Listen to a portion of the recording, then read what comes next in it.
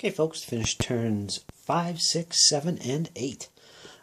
So another 4 turns in.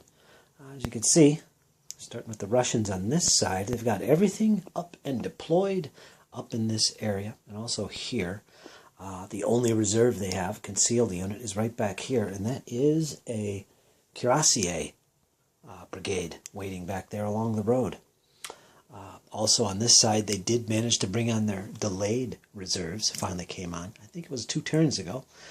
But there they are. They're all on board except for 1 unit of cavalry. They have 1 brigade of cavalry still coming on. I think it's right here. It'll be coming on behind this unit here of infantry. I'm going to take a little look at this and see what's going on. And you got some of the cards displayed. These artillery, that's a heavy artillery massed battery. They are actually on the crest line of this hill, not where this card is, but up ahead. It's basically they won't stay on the card. It's a little too slick.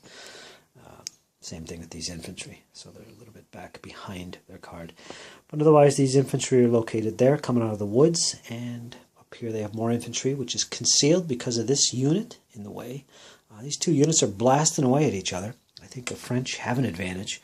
If we take a little close-up here, the big advantage to using the cards, you can see right away, so they can keep track of Elan. This unit of Russians is down to 3 Elan. The French have taken no losses yet. And I believe both units have attached guns. So they're blasting away at one another. The French definitely have the advantage. Over here they got another brigade of infantry, line infantry, moving up.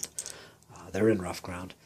And back here the French also have that unit in reserve.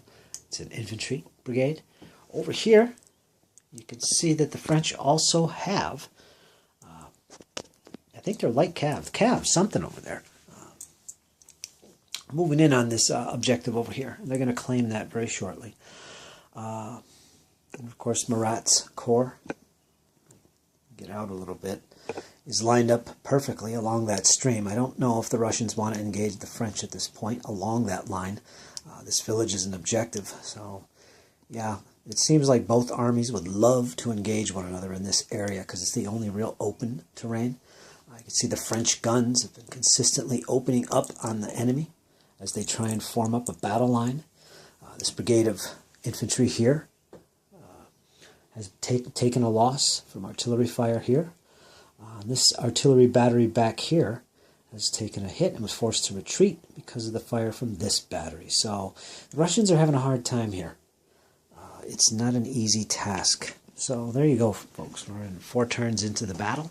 That's what it looks like.